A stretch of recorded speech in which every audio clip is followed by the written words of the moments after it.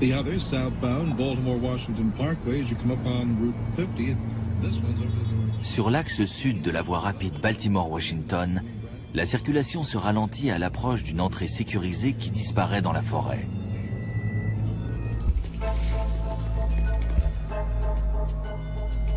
Derrière la végétation, à l'abri des regards, protégée par des barrières électrifiées et des hommes en armes, se trouve la plus grande, la plus secrète et la plus sophistiquée des agences de renseignement au monde, la National Security Agency, la NSA. Sa mission, crypter et décrypter les codes, intercepter les signaux en provenance de pays étrangers, passer au crible les appels téléphoniques, e-mails et messages qui s'échangent à chaque instant dans le monde entier.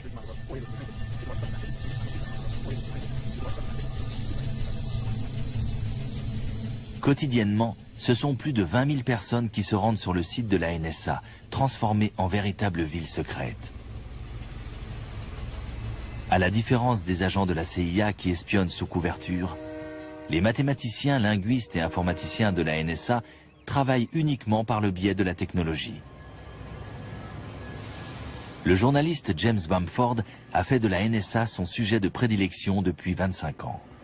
Dans les milieux autorisés, la NSA était surnommée l'agence qui n'existe pas, ou encore ne dites rien.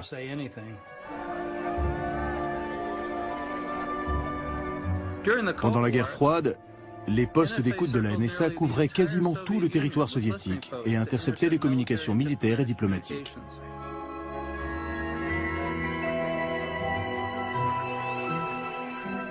La NSA espionnait même les dirigeants soviétiques lorsqu'ils appelaient le Kremlin depuis leur limousine.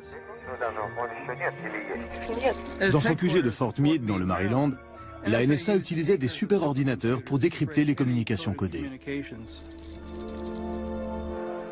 À la chute de l'URSS, un nouvel ennemi est sorti de l'ombre. Un ennemi que la NSA n'avait pas vocation à combattre. Son nom, Al-Qaïda. Eric Esseltine a été directeur des recherches à la NSA pendant 3 ans.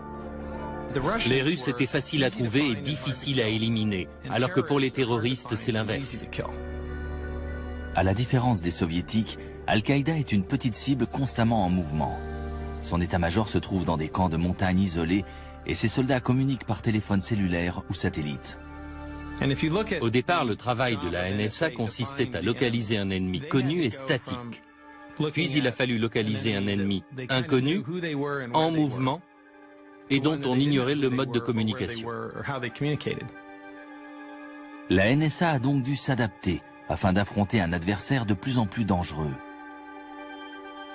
Dans les villes d'Asie et du Moyen-Orient, les membres d'Al-Qaïda utilisent les téléphones publics et les cafés Internet pour organiser leurs actions. Des actions qui vont culminer avec l'attentat du 11 septembre.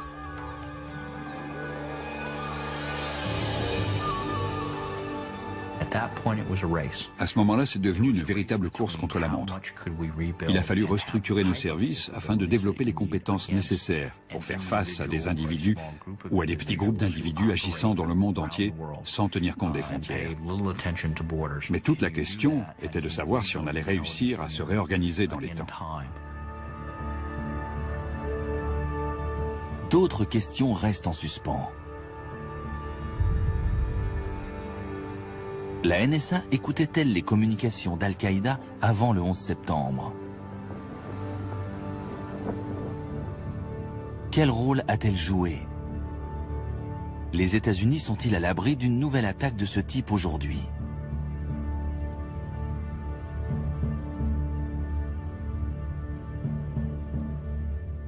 Curieusement, la Commission nationale américaine chargée d'enquêter sur les attentats du 11 septembre s'est plus penchée sur l'action de la CIA ou du FBI que sur celle de la NSA.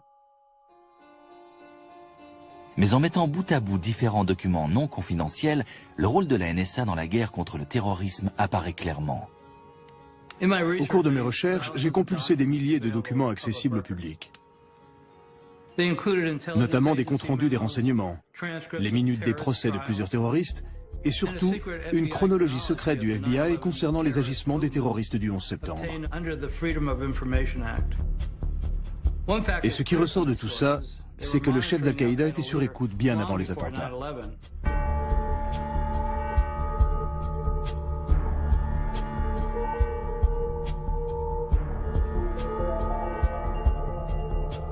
En novembre 1996, un contact connu d'Al-Qaïda achète un téléphone satellite dans une boutique de la banlieue new-yorkaise.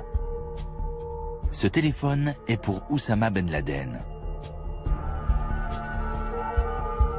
Dès que ce dernier se met à téléphoner d'Afghanistan, les postes d'écoute de la NSA interceptent toutes ces conversations.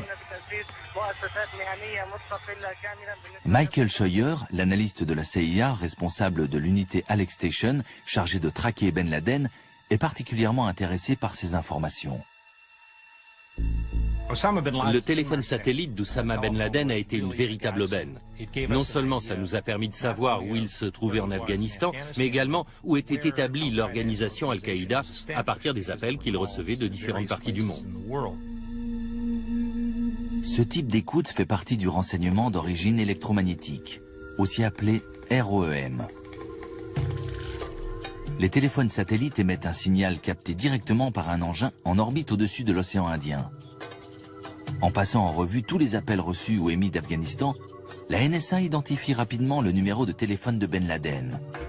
873 682 505 331. Une fois en possession de cette information, l'agence écoute tous les appels qu'il passe grâce à une énorme parabole située dans l'espace et écoute tout ce qu'il reçoit grâce à une antenne parabolique au sol. Dans le domaine du renseignement, le ROEM fait partie des techniques les plus intéressantes, puisqu'il s'agit d'intercepter les signaux qui sont dans l'air.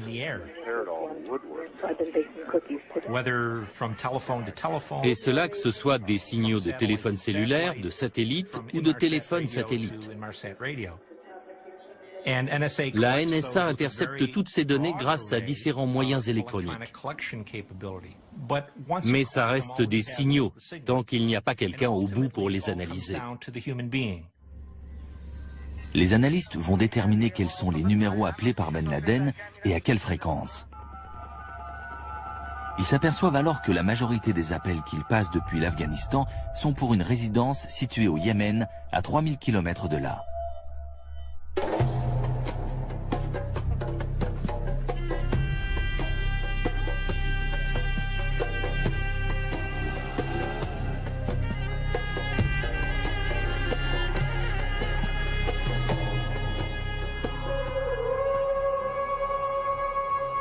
Le Yémen est au cœur du fonctionnement d'Al-Qaïda. C'est là-bas qu'est né et qu'a grandi le père d'Oussama Ben Laden.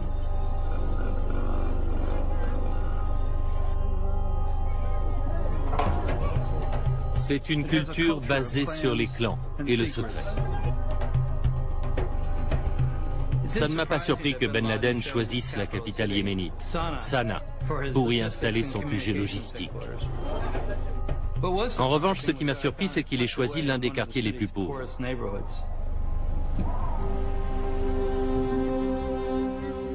Son QG était situé dans une petite maison banale. La CIA a découvert que c'était la résidence de l'un des bras droits de Ben Laden. Ces conversations n'étant pas cryptées, les superordinateurs de la NSA n'ont rien à décoder.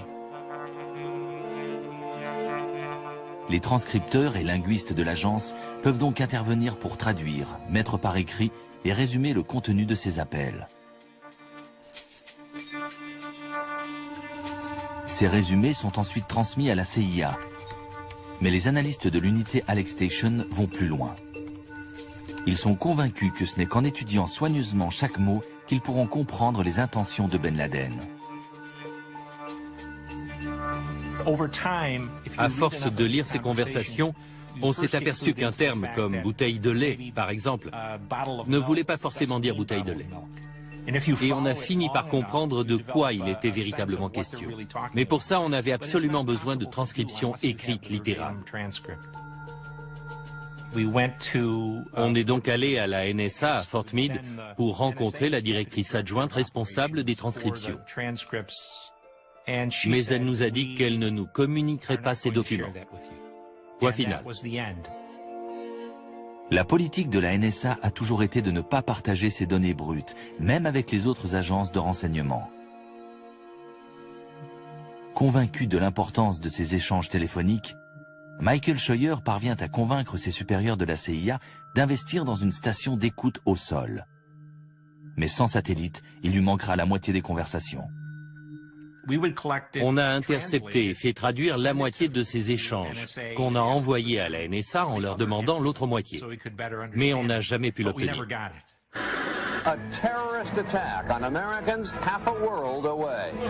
Le 7 août 1998, Al-Qaïda fait sauter 2 ambassades américaines en Afrique de l'Est.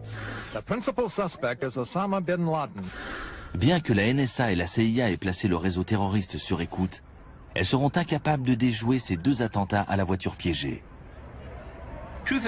En fait, on a eu plusieurs rapports de nos agents sur place nous signalant qu'une opération d'Al-Qaïda se préparait quelque part sur les côtes d'Afrique de l'Est. Mais on n'a jamais réussi à savoir où exactement. Les ambassades étant théoriquement un territoire américain, le FBI est dépêché sur place et découvre l'existence du QG yéménite de Ben Laden. J'ai appris l'existence de ce centre de communication au Yémen en allant à Nairobi après l'attentat contre l'ambassade américaine. Cette maison servait de relais aux membres du réseau sur place. Ils appelaient et les informations étaient ensuite transmises à Ben Laden qui donnait ses instructions.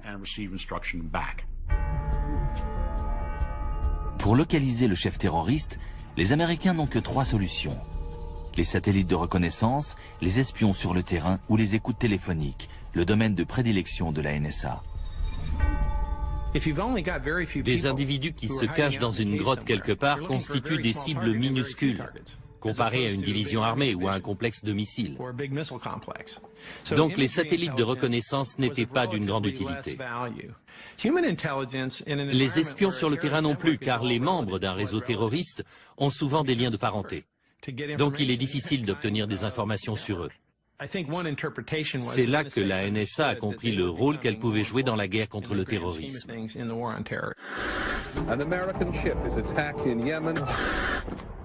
Le 12 octobre 2000, Al-Qaïda frappe à nouveau, cette fois en s'attaquant à l'USS Cole au large des côtes du Yémen. Yemen's Port Authority had been penetrated. Immediately suspect Osama bin Laden. Une fois de plus, les services de renseignement américains n'ont rien vu venir. Frank Blanco, le directeur de la NSA à l'époque, déclarera que son agence en était encore à gérer les déplacements des terroristes avec des technologies issues de la guerre froide. On avait affaire à des cibles très mobiles, utilisant des moyens de communication comme les téléphones portables et les ordinateurs. Donc la question pour nous était de savoir quelle technologie utiliser, combien elles allaient coûter et qui allait les financer. Comme toujours, l'argent est le nerf de la guerre. Après la chute de l'Union soviétique, le Congrès a réduit le budget de la NSA en lui reprochant de violer les lois qui protègent la vie privée des citoyens. C'est une menace pour les citoyens américains. Il n'y a rien qui puisse justifier cela. On ne peut pas laisser le gouvernement américain ni qui que ce soit devenir Big Brother.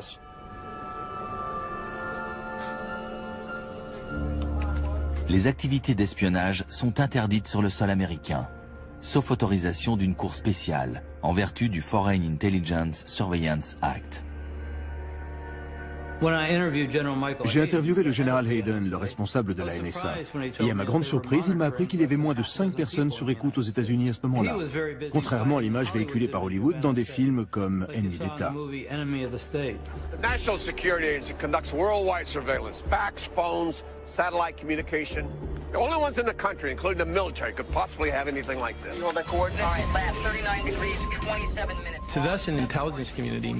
Ça nous amuse toujours beaucoup, nous qui travaillons dans le renseignement, de voir des films comme ça, parce qu'on y est présenté comme tout puissant. Alors qu'en fait, c'est loin d'être le cas. Certes, on collecte des informations, mais on ne sait pas toujours ce que c'est. Le principal défi de ce type d'activité, c'est de traiter ces masses d'informations, de parvenir à les relier entre elles et de comprendre leur signification. C'est ça le problème. Fin décembre 1999, la NSA entre en possession d'une information de première importance. Elle intercepte un appel en provenance de la résidence yéménite, ordonnant à 2 membres d'Al-Qaïda de se rendre à Kuala Lumpur, en Malaisie, pour assister à ce qui semble être une réunion au sommet entre terroristes.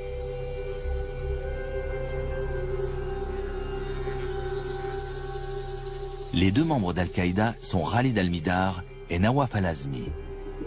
C'est cet appel téléphonique qui mettra en branle les événements du 11 septembre. Après avoir intercepté cet appel, la NSA transmet les prénoms de ces hommes au FBI et à la CIA, mais pas leur nom de famille. Or, celui de Nawaf était dans les bases de données de la NSA depuis plus d'1 an en raison de ses appels au QG de Ben Laden au Yémen. Mais apparemment, la NSA n'a jamais fait le recoupement.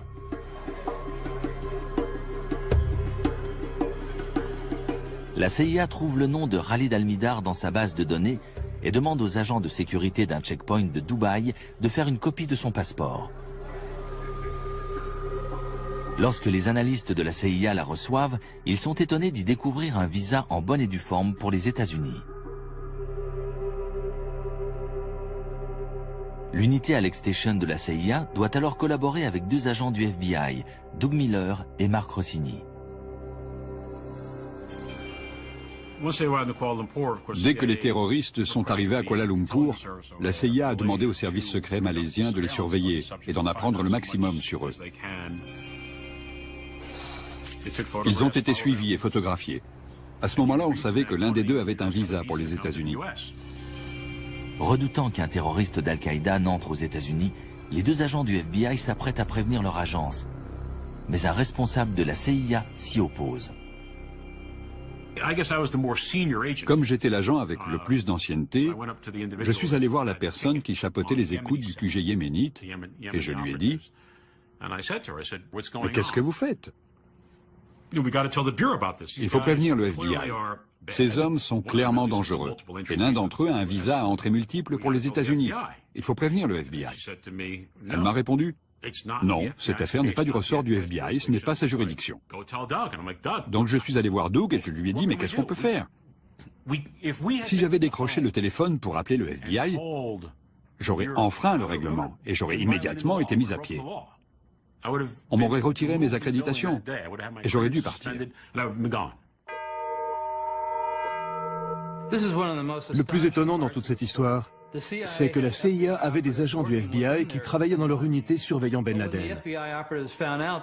Mais lorsque ces agents ont découvert qu'au moins un des terroristes avait un visa pour les États-Unis, la CIA ne les a pas laissés prévenir le FBI qu'ils risquaient d'entrer dans le pays. Or, seul le FBI était en mesure de donner l'alerte et d'empêcher ces 2 hommes de mettre les pieds aux États-Unis. «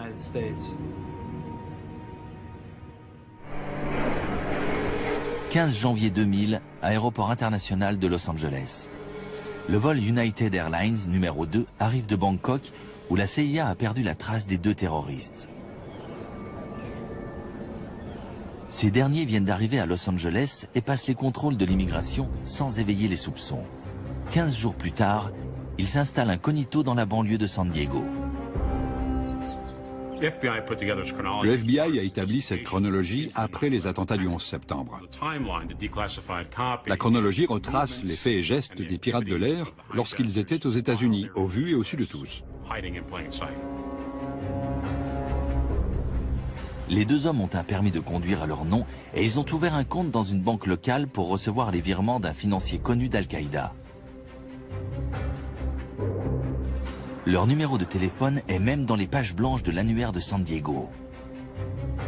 Al-Azmi Nawaf, 858 279 59 19. La CIA n'avait pas le droit d'agir aux États-Unis et le FBI ne savait pas qu'ils étaient là. Donc, pour ne pas perdre leurs traces, il fallait que la NSA continue à suivre leurs conversations quand ils appelaient au Yémen. Mais 9 jours après l'arrivée des 2 hommes en Californie, la NSA connaît une grave défaillance.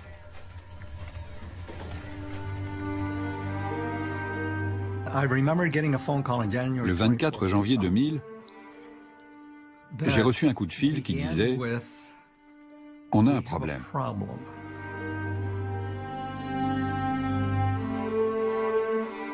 Les équipements de la NSA avaient cessé de fonctionner. L'agence de renseignement la plus moderne du monde, capable d'écouter simultanément des millions de conversations, est subitement devenue sourde. La NSA était totalement déconnectée. Il a fallu entre 3 et 5 jours pour que les choses reviennent à la normale.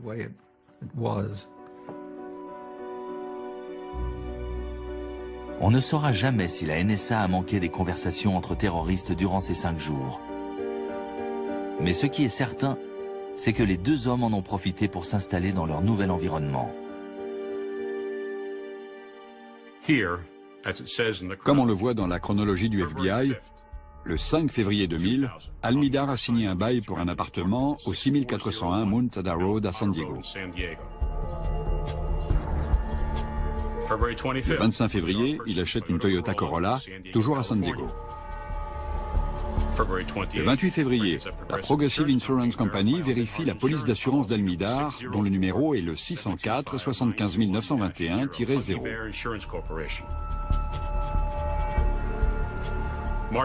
Le 20 mars, depuis son téléphone fixe, Nawaf al-Azmi passe un coup de fil de 16 minutes au Yémen.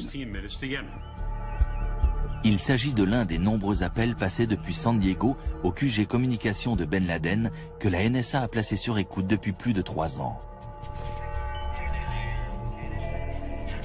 Mais la NSA ne transmettra pas cette information aux autres agences de renseignement. Eleanor Hill a été chargée par le Congrès d'enquêter sur le rôle de la NSA lors des attentats du 11 septembre. On a été très surpris d'apprendre qu'ils détenaient cette information. S'il y a bien une chose que les agences de renseignement doivent savoir, c'est s'il y a des contacts entre des terroristes aux États-Unis et des terroristes à l'étranger. Or, ces informations n'ont pas été transmises. En recoupant les données de la NSA et celles du FBI, on aurait pu suivre ces hommes dès leur arrivée, savoir où ils allaient, écouter leurs conversations depuis leur téléphone fixe ou leur portable et lire leurs mails. On peut tout faire à partir du moment où on a accès à la vie de quelqu'un. La NSA n'a jamais fait part au FBI de ces appels passés depuis les États-Unis et on ne saura jamais pourquoi, puisqu'elle refuse d'en parler et que la commission sur le 11 septembre n'a pas enquêté là-dessus. Soit l'agence ne s'est pas aperçue que ces deux terroristes appelaient des États-Unis, ce qui semble difficile à croire, soit, ce qui est plus probable, elle a volontairement laissé ces informations de côté pour ne pas avoir à passer le relais au FBI.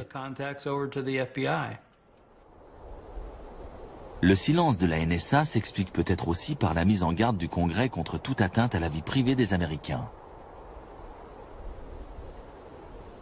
Le 12 avril 2000, soit 3 mois après l'arrivée des deux hommes à San Diego, le directeur de la NSA, Michael Hayden, est interrogé par le Comité sur la sécurité nationale. Je vais être très clair. Si cet après-midi, pendant que nous sommes en train de débattre, Oussama Ben Laden traverse le pont qui sépare la ville de Niagara Falls au Canada de celle de Niagara Falls aux États-Unis, lorsqu'il arrivera du côté américain, il sera techniquement considéré comme résident américain et la NSA devra respecter ses droits en matière de vie privée, comme le stipule le 4e amendement de la Constitution. Pourtant, le général Hayden savait qu'il existait une loi autorisant la NSA à mettre des terroristes sur écoute dès leur arrivée aux États-Unis. Ils auraient facilement pu démontrer les liens de ces hommes avec Ben Laden et son QG yéménite. Et avec ça, aller voir n'importe quel juge en lui disant « Il faut mettre cette maison de San Diego sur écoute ». Ça aurait été très simple. Comme ça, on aurait pu les surveiller et découvrir ce qu'ils projetaient. On pourrait me rétorquer « Oh, c'est facile après coup de tirer des plans sur la comète ». Mais il ne s'agit pas de tirer des plans sur la comète. Une simple enquête de routine aurait suffi. Là encore, la chronologie a posteriori du FBI décrit précisément comment les deux hommes se sont préparés pour les attentats du 11 septembre. Le 4 avril 2000, Nawaf Al-Azmi prend 1 heure d'initiation au pilotage au National Air College, qui se trouve au 3760 Glenn Curtis Road à San Diego.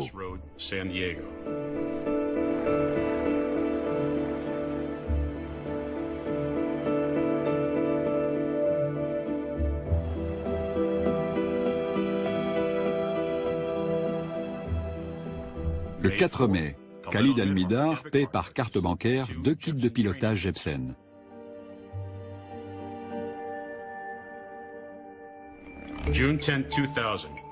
Le 10 juin 2000, Al-Mihdhar quitte Los Angeles pour Francfort par le vol Lufthansa numéro 457. Khalid Al-Mihdhar rentre chez lui pour voir son fils qui vient de naître. Il va passer les 13 mois suivants avec sa femme et son bébé dans la résidence yéménite surveillée par la NSA. Il fait alors une nouvelle demande pour un visa américain, qu'il obtient sans problème.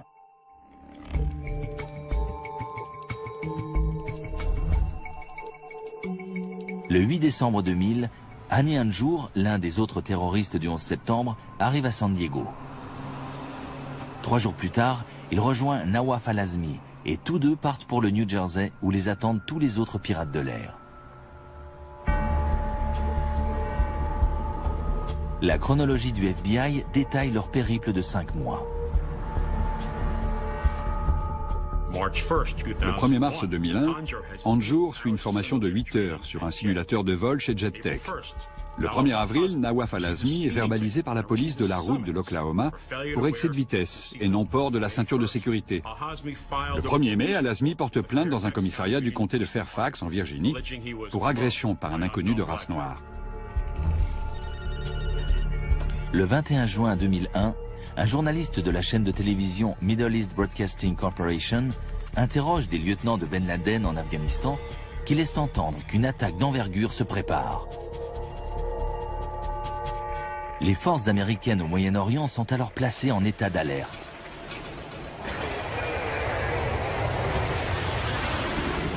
Après la diffusion de l'interview, la NSA enregistre un déferlement de communications alarmantes. Beaucoup de gens s'attendaient à une attaque d'Al-Qaïda contre des intérêts américains à l'étranger. Malheureusement, tous les réseaux de renseignement se sont focalisés sur ce qui se passait dans le reste du monde, et pas sur le territoire américain, puisque c'était du ressort du FBI. La chronologie se poursuit. Le 4 juillet 2001, Al-Mihdhar entre aux États-Unis sur le vol numéro 53 en provenance d'Arabie Saoudite. Il atterrit à New York, à l'aéroport JFK, et possède un visa d'affaires et son adresse de résidence est l'hôtel Marriott de New York. Celui qui se trouve dans le World Trade Center.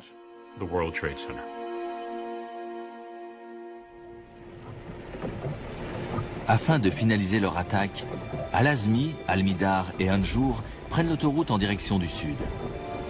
Ils évitent les grandes agglomérations et les chaînes d'hôtels possédant des systèmes de réservation informatisés pour se diriger vers la petite ville de Laurel dans le Maryland. Là, ils prennent des chambres au motel Valencia, un établissement bon marché. Ils connaissent désormais leur cible, le Pentagone.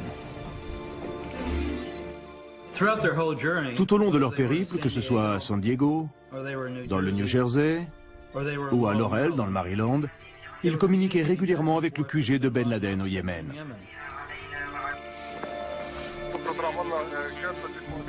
La NSA écoutait ces informations, les enregistrait et les faisait transcrire. Mais elle n'a jamais prévenu les autres agences que des terroristes étaient aux États-Unis et qu'ils se déplaçaient dans le pays en direction de Washington.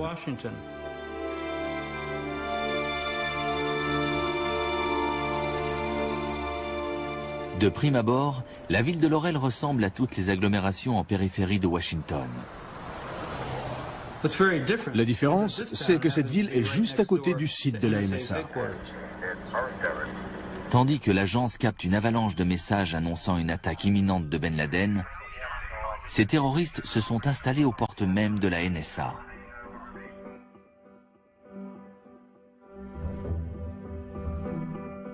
Le 18 août, Hani Hanjour loue la boîte aux lettres numéro 433.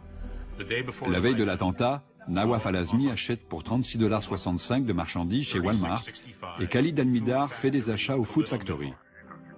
Le 6 septembre 2001, Nawaf Al-Azmi, Khalid Al-Mihdhar et Annie Anjour se rendent à la salle de sport Gold Gym à Greenbelt.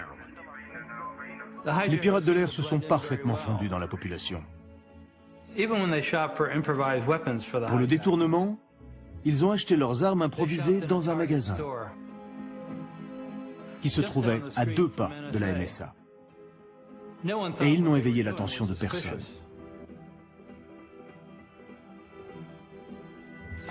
Donc vous avez ces deux groupes de gens. D'un côté, les terroristes qui préparent le plus gros attentat de toute l'histoire américaine. Et de l'autre, la NSA, qui écoute leurs conversations depuis des années.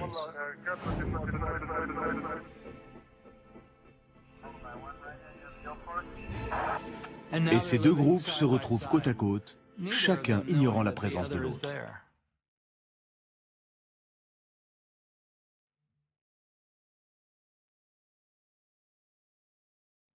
Le pire, c'est que si le général Hayden avait regardé depuis sa fenêtre du 8e étage en direction de Laurel, il aurait presque pu voir le motel où s'étaient installés les terroristes à 3 km de là. On n'a rarement connu plus cruelle ironie du sort dans toute l'histoire des renseignements américains.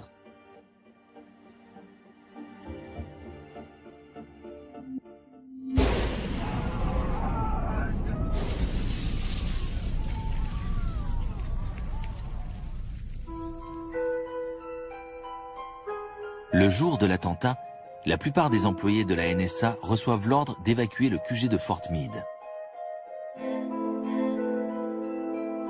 De peur que le site ne soit pris pour cible, les quelques personnes encore dans les locaux quittent leurs bureaux dans les étages pour se réfugier au rez-de-chaussée. D'autres clouent des rideaux noirs à leurs fenêtres. Aucun des employés de l'agence ne semble au courant de ce que la NSA et la CIA ont découvert. Si on avait pris la mesure de ce qui se préparait, si on avait fait des recoupements et transmis ces informations à temps aux services concernés, les choses se seraient terminées autrement. Je n'arrive pas à m'expliquer pourquoi je n'ai pas enfreint le règlement et que je n'ai pas décroché mon téléphone pour prévenir que des terroristes ou des hommes dangereux étaient aux États-Unis.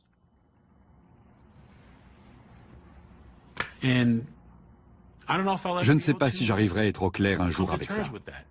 Je ne sais vraiment pas.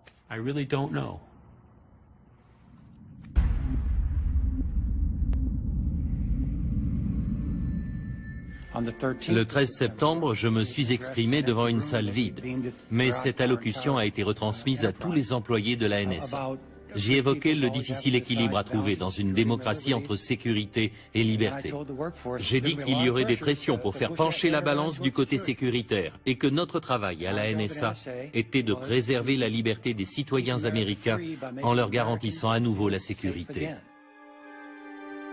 Ces pressions ne tardent pas à se faire sentir. Le vice-président Dick Cheney demande au général Hayden ce que la NSA peut faire de plus.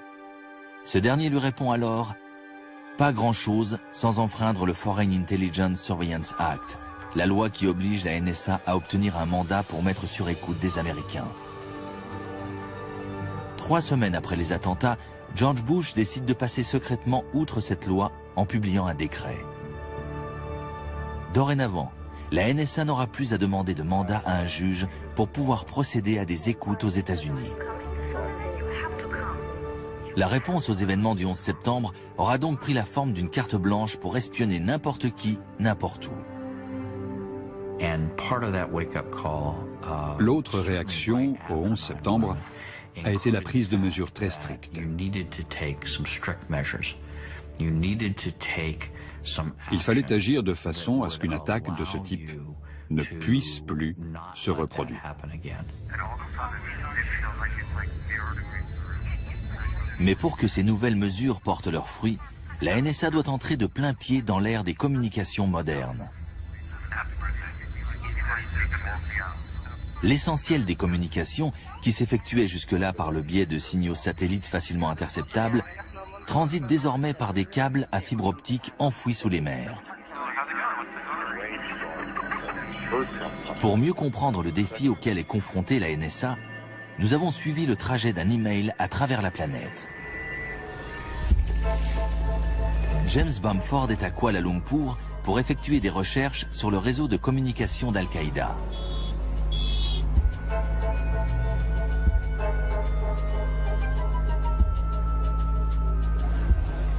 Dans un café possédant une connexion Wi-Fi, il tape un email à l'intention de notre producteur à Boston.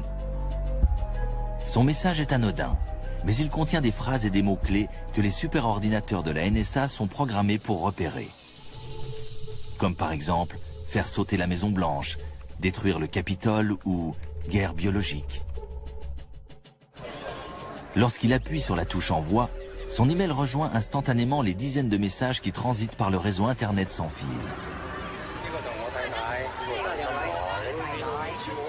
Ces messages sont ensuite acheminés vers un grand centre de télécommunications de Kuala Lumpur. Là, les données analogiques sont converties en signaux numériques qui sont envoyés sous forme d'impulsions lumineuses dans un câble à fibre optique s'enfonçant dans la mer de Chine méridionale au large des côtes de Malaisie. En chemin, l'email de James Bamford se mélange à des milliers d'appels téléphoniques, d'emails et de fax en provenance de centaines de villes asiatiques.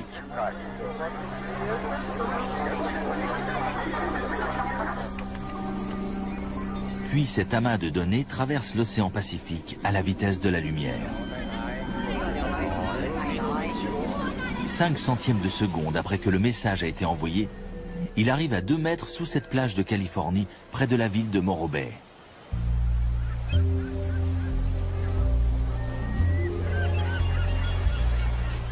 C'est ici, sous les pattes des mouettes et les pieds des surfeurs, qu'arrivent les communications en provenance d'Asie.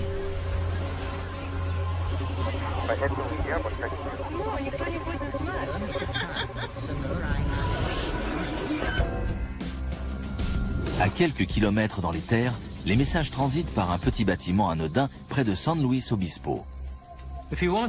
Si vous voulez espionner les communications internationales, San Luis Obispo est l'endroit idéal. C'est ici qu'arrivent 80% des communications en provenance d'Asie. Mais ce n'est pas là que la NSA commence son travail d'écoute. Les données continuent à transiter à travers des câbles jusqu'à un bâtiment de San Francisco.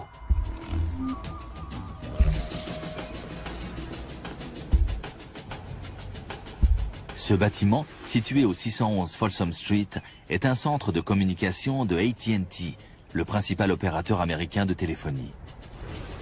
Toutes les communications internationales arrivent au 7e étage où s'effectue une opération cruciale. C'est également par le 7e étage que transitent les communications nationales. Une cacophonie de millions d'échanges fait de larmes et de cris de joie, d'espoir et de rêves, d'emails, de fax, de relevés bancaires, de réservations d'hôtels, de poèmes d'amour et d'avis de décès, émanant de personnes se trouvant aux États-Unis. Leur seul point commun, leur caractère privé.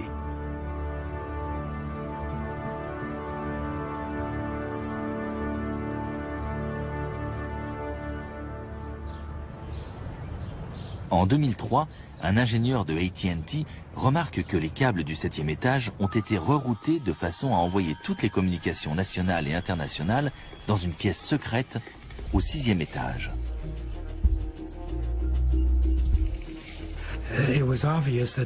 C'était clairement une installation de la NSA. J'imagine qu'ils dupliquaient toutes les données transitant par Internet. Donc ça voulait dire traiter d'énormes quantités d'informations provenant aussi bien des États-Unis que du reste du monde. Quand j'entends l'expression « écoute téléphonique », je me représente toujours quelqu'un avec un imperméable, un chapeau noir et des lunettes de soleil qui rôde à la nuit tombée pour placer un micro en espérant que personne ne le remarque. Mais dans ce bâtiment, les écoutes se pratiquent en plein jour. Les fibres optiques ont été coupées pour pouvoir intercaler un système d'écoute capable d'intercepter toutes les communications entrantes. Brian Reed est expert en communication. et il a examiné les documents internes fournis par l'ingénieur de AT&T, Mark Klein. Ceci montre que la pièce secrète contient du matériel électronique destiné à passer au crible tous les messages, à la recherche de mots-clés identiques à ceux que James Bamford a mis dans son email à Kuala Lumpur.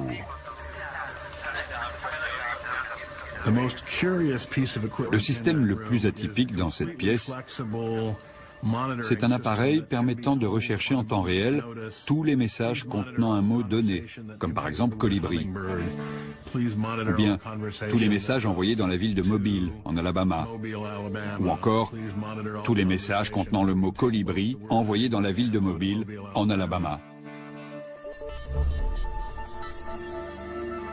La NSA a donc tourné ses oreilles géantes en direction de l'Amérique. D'après ce que je sais, il y aurait entre 15 et 30 pièces secrètes de ce type aux États-Unis. La législation post-11 septembre autorise donc la NSA à espionner les Américains sur le territoire national comme à l'étranger.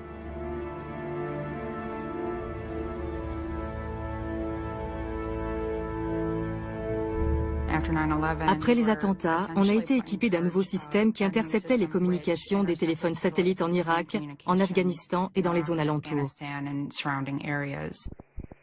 Appels et données en provenance du Moyen-Orient et d'Afrique du Nord sont interceptés et relayés vers un poste d'écoute situé en périphérie de la ville d'Augusta, dans l'État de Géorgie. Adrienne Kinney était chargée d'écouter certaines de ces conversations. Détachée par l'armée auprès de la NSA, elle a repris du service après le 11 septembre. Notre ordinateur nous affichait des listes d'appels, et c'était comme sur iTunes. Il suffisait de cliquer sur une ligne pour connaître le numéro de l'appelant et de l'appeler, pour écouter la conversation et connaître son heure de début et sa durée. Nos instructions étaient d'écouter toutes les conversations interceptées, même celles d'Américains ou de personnes venant de pays alliés. Certaines de ces conversations sont personnelles, parfois même intimes. On n'avait pas de consigne nous disant de détruire ce genre de conversation, mais c'était ce qu'on faisait quand j'étais en activité là-bas entre 1994 et 1998. On ne gardait rien sur des Américains. Ça me posait problème de savoir qu'il y avait des gens comme moi qui écoutaient ces conversations.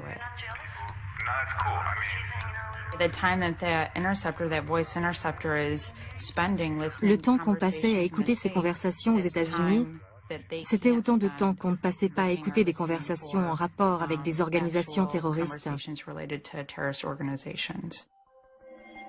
En interceptant les données en provenance des fibres optiques et des satellites, la NSA se retrouve à devoir gérer un flot d'informations sans précédent. Selon une étude du Congrès datant de 2008, certaines sources de renseignements croissent au rythme de 4 pétabits par mois, soit 4 millions de milliards de bits, l'équivalent de 12 armoires d'informations nouvelles par an sur chaque citoyen américain. Mais comment traiter tout cela ? Aujourd'hui, ce sont les ordinateurs qui gèrent toutes ces données, mais ils ne nous disent pas ce qu'elles signifient. C'est pourquoi il y a des études en cours pour associer les capacités des ordinateurs à celles des humains. Des algorithmes peuvent aider à extraire les informations importantes en fonction de leur contexte. Robert Popp mène des recherches avancées sur ce type d'algorithme appelés des classifieurs. Disons que vous voulez mettre au point un classifieur pour Al-Qaïda, le concept Al-Qaïda. Donc, vous allez rechercher tous les documents, que ce soit des mails ou des données sur Internet, qui vont vous sembler être en rapport avec ce concept d'Al-Qaïda. À l'avenir, si on parvient à affiner ces classifieurs et qu'on leur associe une puissance informatique suffisante, ils pourront permettre de réduire la quantité d'informations que les analystes auront à examiner. La prochaine étape, ce sera peut-être de pouvoir demander à l'ordinateur « Est-ce qu'il y a des associations bizarres que je n'ai pas spécifiées, mais qui pourraient constituer une menace pour notre pays ?» La plupart des spécialistes s'accordent à dire que ce type d'algorithme ne sera pas au point avant plusieurs décennies et qu'il ne concernera que les documents écrits. Pour ce qui est de l'oral, la technologie n'est pas d'une grande utilité. Les conversations requièrent toujours des opérateurs humains pour les écouter.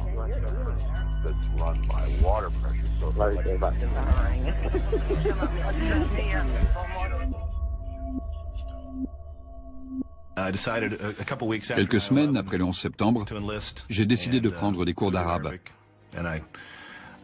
De cette façon, j'espérais pouvoir traquer Oussama.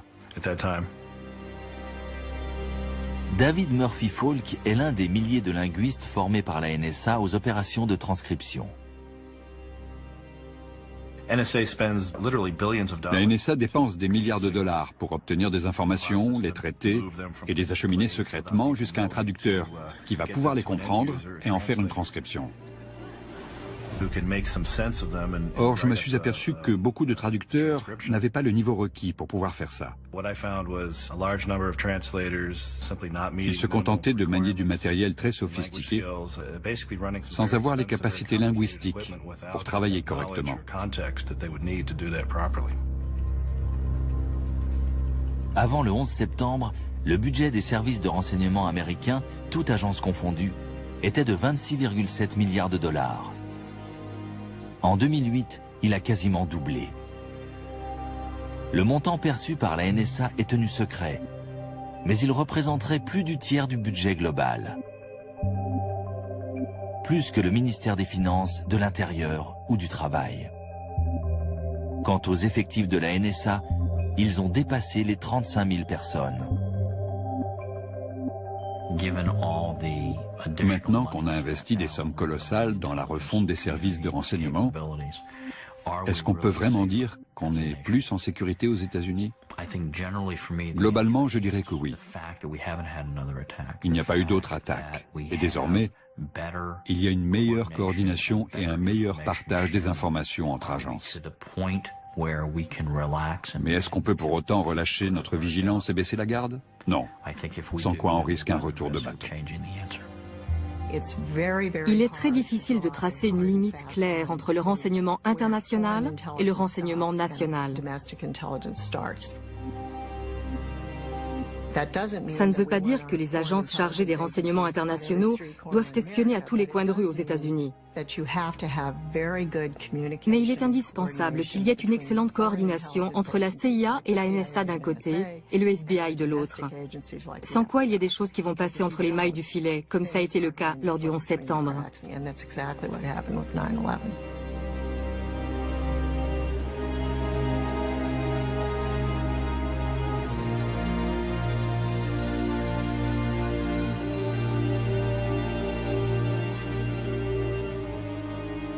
Le problème quand on enquête sur un sujet pareil, c'est qu'on avance à l'aveuglette.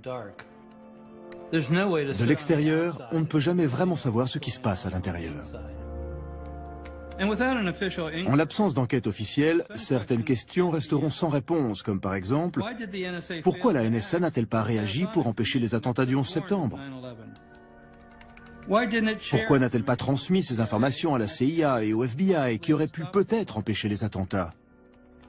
Pour ce qui est de savoir si nous sommes plus en sécurité aujourd'hui, on aurait déjà dû être en sécurité, puisque la NSA possédait toutes les informations pour arrêter les pirates de l'air, et qu'il existait déjà une législation lui permettant de les traquer. Donc aujourd'hui, avec les nouvelles lois, avec tous les investissements réalisés et toutes les informations qu'elle possède, est-ce que la NSA va pouvoir mieux travailler, ou au contraire, est-ce qu'elle va être débordée par ce flot de données? Quelle est la bonne quantité d'informations? Est-ce que trop d'informations ne vont pas rendre le monde encore plus dangereux?